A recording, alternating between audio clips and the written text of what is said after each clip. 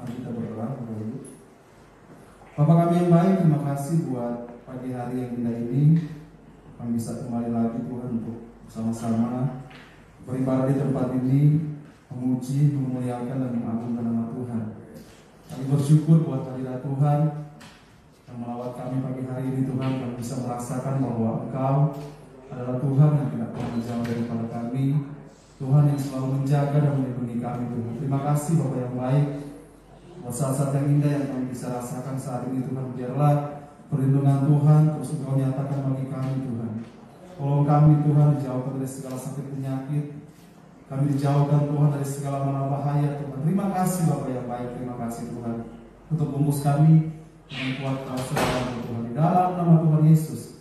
Dan saat ini Tuhan, kami buka hati kami untuk mau mendengarkan kebenaran firman Tuhan. Biarlah Roh Kudus Engkau yang berkarya dalam setiap pribadi kami, agar firman Tuhan yang kami dengarkan pagi hari ini Tuhan bisa menolong kami, bisa menguatkan kami Tuhan, untuk bisa kami mengerti jalan-jalan Tuhan, apa yang harus kami lakukan di dalam hidup kami ini ya Tuhan.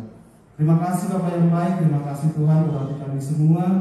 Dalam nama Tuhan Yesus Kristus kami berdoa dan bersyukur, sama-sama yang percaya katakan amin. Oke, shalom semuanya. Puji nama Tuhan, kita bersyukur kita sudah memasuki minggu yang ketiga di bulan September ini. Sebentar lagi kita akan memasuki bulan Oktober. Nah Bapak Ibu, saudara yang dikasihi Tuhan, tema kita masih berbicara tentang setia sampai akhir, yang terambil dalam kitab Ibrani 3 ayat yang ke-14. Sekali lagi, tema kita bulan ini masih berbicara tentang setia sampai akhir, yang kita ambil dalam Ibrani 3 ayat 14. Kita akan baca secara bersama-sama.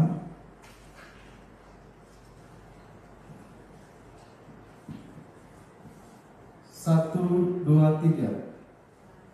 Karena kita telah beroleh bagian dalam Kristus, asal saja kita teguh berpegang sampai kepada akhirnya pada keyakinan iman kita yang semula. Nah, untuk subtema minggu ini kita berbicara tentang bagaimana supaya kita setia sampai akhir. Sekali lagi, untuk tema minggu ini kita berbicara tentang bagaimana supaya kita setia sampai akhir. Firman Tuhan diambil dalam 2 Korintus 4 ayat yang ke-16 sampai yang ke-16. Sekali lagi 2 Korintus 4 ayat ke-16 sampai dengan ayat yang ke-18. Demikianlah firman Tuhan. Sebab itu kami tidak tawar hati, tetapi meskipun manusia lahiriah kami semakin merosot, namun manusia batinia kami diperbaharui dari sehari ke sehari. Sebab penderitaan ringan yang sekarang ini mengerjakan bagi kami kemuliaan kekal yang melebihi segala-galanya, jauh lebih besar daripada penderitaan kami. Sebab kami tidak memperhatikan yang kelihatan, melainkan yang tak kelihatan. Karena yang kelihatan adalah sementara, sedangkan yang tak kelihatan adalah kekal. Nah Bapak Ibu saudara yang dikasihi Tuhan, bagaimana supaya kita setia sampai akhir? Kalau kita belajar dari kitab 2 Korintus ini, di situ dikatakan di dalam ayatnya yang ke-16 bahwa sebab kami tidak tawar hati, tetapi meskipun manusia lahiriah kami semakin merosot, namun manusia batinia kami diperbaharui dari sehari ke sehari. Ini luar biasa Bapak Ibu saudara yang dikasihi Tuhan. Rasul Paulus bersama dengan teman-teman sepelayanannya, ketika mereka melayani Tuhan, itu dikatakan mereka tidak tawar hati. Jadi nggak ada istilahnya hati mereka gimana ya? Yang namanya hati menjadi tawar kan itu nggak ada dalam kamus Rasul Paulus dan teman-temannya pada waktu itu. Ketika mereka melayani Tuhan, nah rahasianya apa sih yang membuat Paulus dan teman-temannya kenapa hati mereka tidak menjadi tawar? Firman Tuhan katakan di situ mereka mengambil suatu prinsip bahwa kenapa walaupun ada masa-masa di mana mereka harus melewati penderitaan, ada masa-masa di mana mereka mengalami hal-hal yang tidak enak dalam kehidupan mereka, tapi itu tidak membuat mereka tawar hati katanya. Karena mereka mempunyai satu prinsip, mereka mempunyai suatu keyakinan bahwa mereka mempunyai iman dan pengharapan kepada Tuhan Yesus. Jadi rahasia kenapa Rasul Paulus dan teman-teman sepelayanan pada waktu itu mereka tidak mengalami tawar hati, itu firman Tuhan katakan bahwa ternyata Rasul Paulus bersama dengan teman-temannya mereka tetap berpegang pada prinsip mereka bahwa iman kepercayaan mereka kepada Tuhan Yesus, iman dan pengharapan mereka kepada Tuhan Yesus. Walaupun di dalam pelayanan mereka harus mati, itu tidak membuat mereka tawar hati dan tidak membuat mereka takut. Karena mereka percaya kepada Tuhan Yesus dan mereka menaruh pengharapan mereka kepada Tuhan Yesus. Kalaupun suatu saat memang mereka harus meninggal, kalau suatu saat Rasul Paulus bersama dengan teman-temannya, kalau memang mereka harus mati, itu mereka rela. Karena mereka mempunyai suatu keyakinan, kalaupun mereka harus mati, mereka nanti akan dibangkitkan. Sama seperti dengan Tuhan Yesus yang mati dan dibangkitkan. Dan itu yang menjadi iman pengharapan Paulus dan teman-temannya pada waktu itu. Itu rahasia kenapa mereka tidak mencari tawar hati. Mereka mempunyai iman dan pengharapan kepada Tuhan Yesus. Kalaupun mereka harus mati, toh mereka pasti akan dibangkitkan. Mereka mempunyai pengharapan, kalaupun mereka harus mati, mereka akan dibangkitkan dan mereka akan naik ke surga. Karena mereka melayani Tuhan Yesus. Mereka bukan melayani dewa-dewa dan menjebak dewa-dewa yang nggak tahu nanti pas mati dibawa kemana kan. Tetapi mereka mempunyai suatu keyakinan yang pasti dan pengharapan bahwa ya oke lah, mereka juga sudah pelayanan kan. Kalaupun mereka memang harus meninggal, mereka harus mati pada waktu itu mereka melayani Tuhan. Itu tidak membuat mereka tawar hati, tetapi itu tetap membuat mereka tetap semangat. Mereka terus percaya bahwa ada Tuhan Yesus yang tidak pernah meninggalkan mereka. Dalam kitab Mazmur juga, Mazmur Daud pernah berkata bahwa di dalam Mazmur 116 ayat yang ke-10 dikatakan bahwa aku percaya sekalipun aku berkata aku ini tertindas. Ini Mazmur Daud katakan. Sekalipun dia harus tertindas, firman Tuhan katakan, tetapi dia tetap percaya kepada Tuhan. Jadi walaupun Daud pada waktu itu dia harus mengalami penindasan katanya, ada begitu banyak hal yang dialami, tetapi itu tidak membuat dia menjadi tawar hati. Itu tidak membuat dia menjadi meragukan Tuhan, tetapi itu membuat dia semakin percaya kepada Tuhan yang dia sembah. Dalam firman Tuhan juga dikatakan di dalam kitab Amsal 24 ayat yang ke-10, firman Tuhan berkata, jika engkau tawar hati pada masa kesesakan, kecillah kekuatanmu. Jadi kalau suatu saat kita mengalami kesesakan dan kita menjadi tawar hati, firman Tuhan katakan, kecillah kekuatanmu. Jadi ini pelajaran buat kita pagi hari ini, bagaimana supaya kita bisa setia sampai akhir.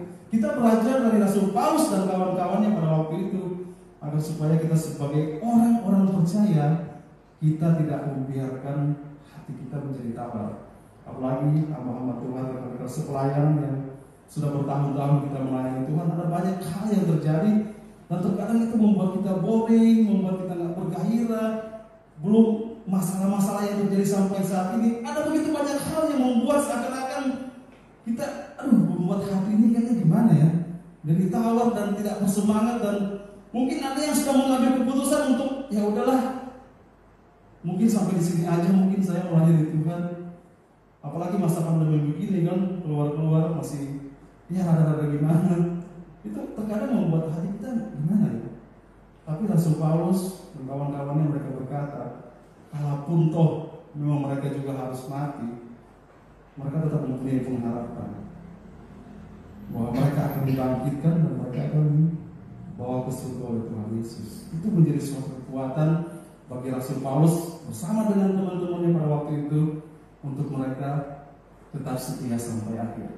Jadi Bapak Ibu Saudaraku yang dikasihi Tuhan, hal yang pertama yang kita pelajari pagi hari ini, bagaimana supaya kita bisa setia sampai akhir. Itu jangan sampai hati kita menjadi tawar. Dengan semua persoalan yang kita hadapi saat ini, apapun ujian, cobaan yang kita hadapi, kita terus harus menjaga hati kita. Amin. Jaga hati kita, waspada, firman Tuhan katakan. Dan begitu banyak ajaran-ajaran juga mungkin, apalagi sekarang khotbah firman Tuhan ada begitu banyak, begitu kita buka handphone di mana-mana streaming, ada begitu banyak pengajaran-pengajaran. Dan kalau kita tidak mempunyai pegangan yang kuat, kita akan sangat gampang untuk disesatkan. Hal yang kedua, bagaimana supaya kita setia sampai akhir? Di dalam 2 Korintus ayat yang ke-17 tadi, 2 Korintus 4 ayat yang ke-17 dikatakan, kita baca secara bersama-sama. 1, 2, 3. Sebab penderitaan ringan yang sekarang ini mengerjakan bagi kami kemuliaan kekal yang melebihi segala-galanya, jauh lebih besar daripada penderitaan ini. Di sini firman Tuhan katakan, sebab penderitaan ringan yang sekarang ini Paulus katakan, sebab penderitaan ringan yang sekarang ini mengerjakan bagi kami kemuliaan kekal yang melebihi segala-galanya, jauh lebih besar daripada penderitaan kami. Nah, Bapak Ibu Saudaraku yang dikasih dalam Tuhan Yesus, ini luar biasa nih Rasul Paulus dan teman-temannya. Itu mereka mengatakan bahwa sebab penderitaan yang mereka alami itu ringan. Tahu gak sih sebenarnya, kalau kita baca di ayat sebelumnya, itu penderitaan Paulus dengan teman-temannya. Lanjut, Johan bisa lanjut coba. Itu firman Tuhan katakan, kalau kita mundur, nah,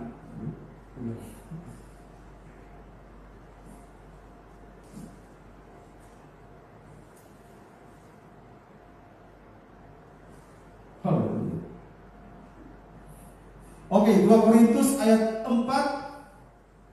2 Korintus 4 ayat 8 sampai yang ke-9. Apa yang menjadi penderitaan Paulus yang katanya ringan yang mereka alami pada waktu itu? Firman Tuhan katakan begini, dalam segala hal kami ditindas, namun tidak terjepit.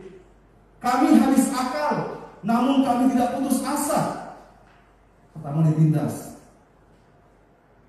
namun tidak terjepit. Yang kedua, mereka kehabisan akal ketika mereka melayani, namun mereka tidak putus asa. Itu yang kedua. Yang ketiga, kami dianiaya. Waduh, dianiaya, namun mereka tidak ditinggalkan sendirian. Kami dihempaskan, namun kami tidak binasa. Ini yang mereka katakan penderitaan kecil yang mereka alami pada waktu itu.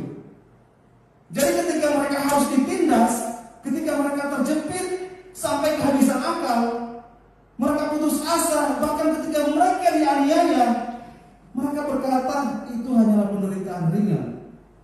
Aduh, gila. Itu buat mereka itu nggak ada apa-apanya, Bapak Ibu. Kenapa? Karena buat mereka itu hanya sementara. Buat mereka itu nggak selamanya. Suatu saat penderitaan yang mereka alami itu akan berakhir. Jadi bagi mereka itu sesuatu yang ringan. Berbeda dengan nanti, suatu saat nanti, waktu-waktu yang akan mereka lalui selanjutnya. Jadi mereka itu nggak fokus kepada apa yang mereka alami itu. Walaupun mereka harus ditindas. Kalau kita lihat bagaimana Rasul Paulus menceritakan pelajarannya pada waktu itu, kadang dia harus berpuasa karena nggak ada makanan. Maka berapa kali dia harus pada waktu digigit ular beracun, nggak mati juga.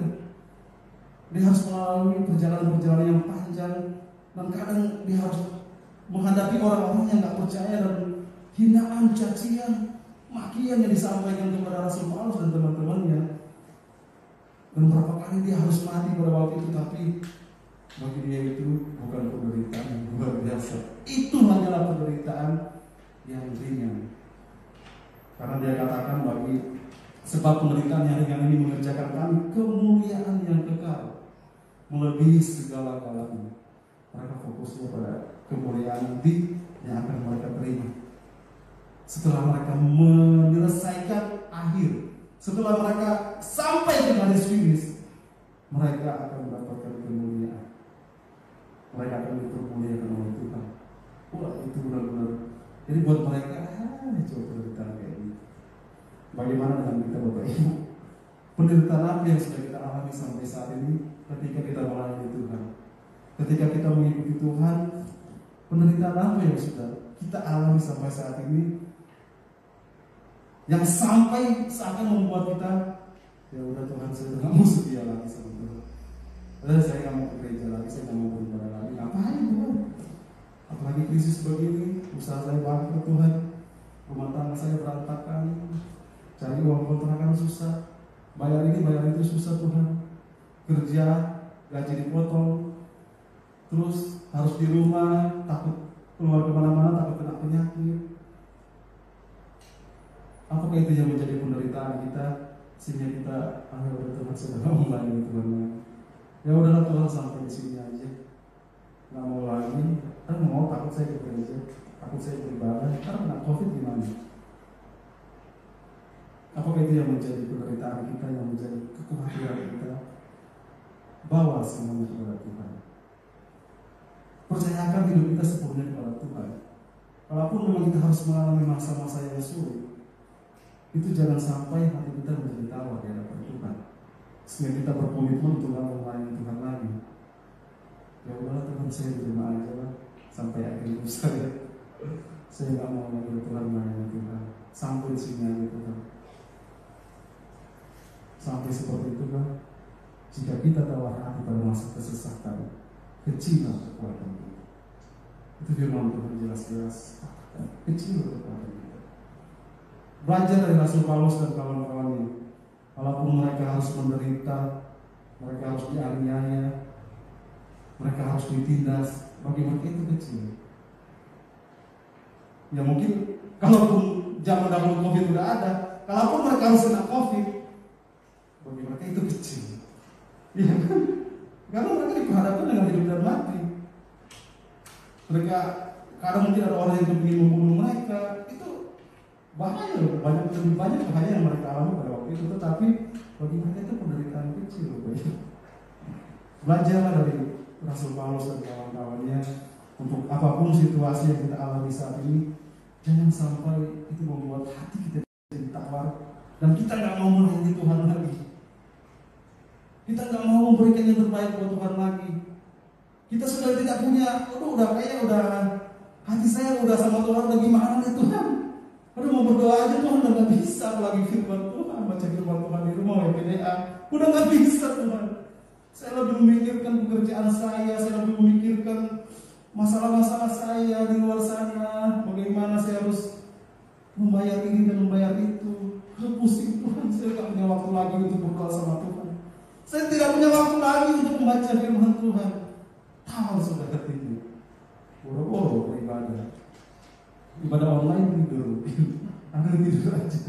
Enak banget kan sekarang, ibadah di rumah aja, nyaman, sambil makan, sambil minum, nggak tahu ngapa-ngapain, penting ketahuan nih online, ibadah online. Bisa kan? Ya, seperti itu. Terakhir, bagaimana supaya kita setia sampai akhir? Di dalam 2 Korintus 4 ayat yang ke-18 dikatakan, sebab kami tidak memperhatikan yang kelihatan, melainkan yang tak kelihatan, karena yang kelihatan adalah sementara, sedangkan yang tak kelihatan adalah kekal. Jadi Rasul Paulus dan teman-temannya pada waktu itu, mereka, apa yang membuat mereka tetap setia sampai akhir? Yaitu mereka nggak fokus hanya hal yang kelihatan saja. Mereka nggak fokus hanya pada hal yang terjadi pada saat mereka melayani Tuhan pada waktu itu. Mereka nggak terfokus pada lingkungan sekitar apa yang mereka alami, karena bagi mereka itu hanyalah sementara. Itu nggak kekal. Tetapi mereka fokus mereka itu kepada kekekalan. Fokus mereka pada apa yang akan mereka dapatkan nanti. Ketika mereka selesai menyelesaikan tugas mereka, mereka akan mendapatkan kemuliaan yang kekal. Bukan hanya 1, 2 tahun, 100 tahun, selama-lamanya. Itu yang menjadi fokus mereka. Wah, itu luar biasa. Kekekalan itu berbicara tentang selama-lamanya, tidak ada hentinya. Kekekalan bukan berbicara tentang 100, 200 ribu tahun. Tidak ada henti-hentinya. Jadi jangan kita hanya fokus kepada hidup kita saat ini, yang cuma firman Tuhan katakan 70 tahun, 80 tahun, itu akhir hidup kita. Kalaupun kita harus melewati, Yang ada hanyalah penderitaan dan kesakitan.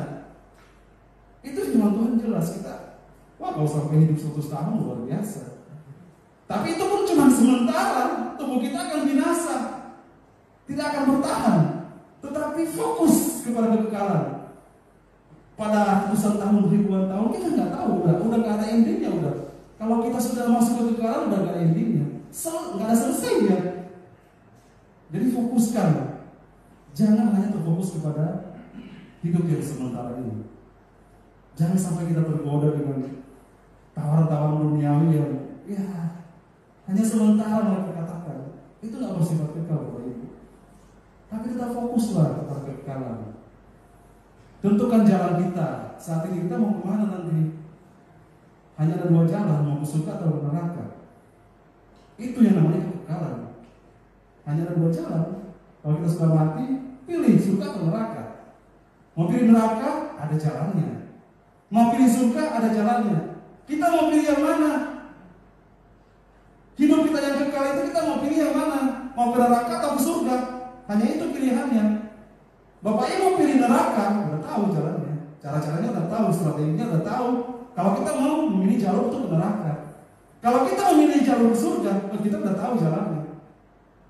Kita udah tahu apa yang harus kita lakukan supaya kita bisa menuju ke surga. Hidup kekekalan selama-lamanya, kita akan binasa. Bapak Ibu tahu bagaimana suatu saat kalau kita hidup di neraka selama-lamanya, kita bayangin aja penderitaannya kan. Bayangin aja penderitaannya. Keluar aja udah panas banget, nggak ada AC aja udah panas ternyata. Itu belum apa-apa dibandingkan sama neraka. Mungkin kebakar aja juga, itu belum apa-apa. Yang paling ya kebakaran di mana tubuh kita. Tapi kalau kekekalan nggak akan mati sudah. Walaupun tubuh kita habis, tapi nyawa kita masih ada. Dan Bapak Ibu bisa bayangin suatu saat kalau kita hidup di kekekalan masuk neraka, ya udah. Tidak ada ending, tidak ada penyelesaiannya. Jadi Bapak Ibu pikirkan 1 tahun, 2 tahun, 3 tahun, 1000 tahun, bahkan beribu-ribu tahun. Kalau kita sudah masuk ke kekekalan, kalau kita neraka ya udah menderita selama-lamanya. Firman Tuhan katakan kan, ada cerita Abraham, seorang miskin dan seorang yang kaya. Aduh, berikan saya minum, sedikit biasa kita haus banget. Tapi ada pembatas antara surga dan neraka. Kalau udah di surga, udah di neraka, nggak bisa. Surga dan neraka itu beda. Kita nggak bisa nyebrang, nggak bisa. Minta minum, nggak bisa. Ya udah menderita selama-lamanya. Kalau saat ini kita masih menderita, masih bisa ditolong, masih banyak yang bisa menolong. Lu kebakar, ada yang tolongin. Dia akan mau mati, ada yang tolongin. Kalau sudah kekekalan, tidak ada lagi Bapak Ibu. Pikirkan itu, bertahun-tahun nggak akan selesainya kalau ada neraka. Makanya firman Tuhan mengatakan dari zaman dahulu bangsa Israel, Tuhan mengutus hamba-hambanya untuk memberitakan tentang pertobatan. Jangan sampai kalian tidak setia kepada Tuhan. Jangan sampai kalian tidak percaya kepada Tuhan. Sampai saat ini hamba-hamba Tuhan masih memperingatkan tentang hidup yang kekal. Jangan sampai kalian masuk neraka. Bertobat, percaya kepada Tuhan sungguh-sungguh apapun yang kita alami saat ini. Sampai sekarang masih diberitakan supaya benar-benar kita bertobat sama Tuhan. Karena berbicara tentang kekekalan itu nggak ada endingnya, nggak ada selesainya. Ngeri Bapak Ibu. Jadi Bapak Ibu bisa bayangin kalau Bapak Ibu suatu saat tidak setia kepada Tuhan, ya udah masuk neraka. Ya udah selama-lamanya menderita. Tapi kalau Bapak Ibu memilih jalan ke surga, aduh, bisa bayangin lah. Itu ya. Yang Rasul Paulus dan teman-teman mereka bayangin, walaupun mereka harus menderita, tapi mereka ingat nanti suatu saat tentang hidup yang kekal, hidup selama-lamanya. Mereka akan mendapatkan kemuliaan, mereka akan hidup bersama-sama dengan Tuhan. Tidak ada penderitaan lagi, tidak ada tangis lagi. Yang ada hanyalah kebahagiaan, ketenangan, kedamaian yang dari surga. Itu yang membuat mereka terus semangat melayani Tuhan. Itu yang membuat hati mereka tidak tawar dan mereka tidak putus asa dan mereka tidak kecewa walaupun mereka harus menderita. Fokus mereka kepada kekekalan, hidup yang kekal. Mereka akan masuk surga ketemu dengan Tuhan Yesus. Itu sesuatu yang indah dan luar biasa. Jadi biarlah kita pagi hari ini fokuslah, jangan hanya saat ini dengan apa yang kita lihat di kiri kanan, dan semuanya. Jangan terfokus kepada hal-hal itu. Firman Tuhan katakan sementara, tapi tetap fokuslah kepada kekekalan. Tetaplah setia kepada Tuhan sampai akhir nafas hidup kita. Amin. Sehingga kita akan memperoleh surga. Dan ketika kita sampai di surga, firman Tuhan katakan kita akan mendapatkan mahkota. Jadi pagi hari ini pilihan di tangan kita, Bapak Ibu. Bapak Ibu mau pilih yang mana? Neraka atau surga? Bapak Ibu pilih ke surga, setialah sampai akhir. Amin. Setialah sampai akhir. Kalau kita mau pilih surga, kalau kita mau pilih neraka, nggak usah setia, nggak usah.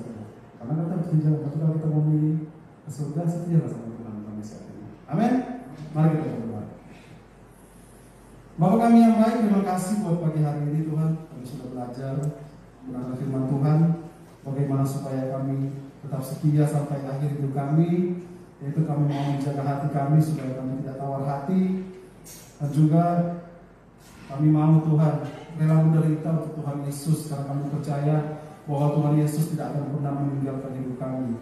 Dan biarlah Tuhan hidup kami terfokus bukan hanya pada saat ini aja atau sesuatu yang kelihatan sementara, tetapi biarlah hidup kami, hati kami fokus kepada hidup yang kekal nanti, di mana kami akan bertemu dengan Tuhan Yesus.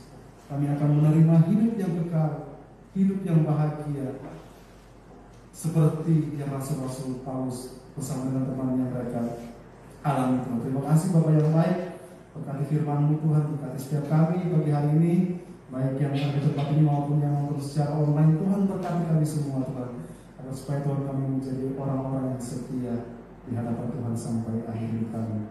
Dalam nama Tuhan Yesus, haleluya. Amin.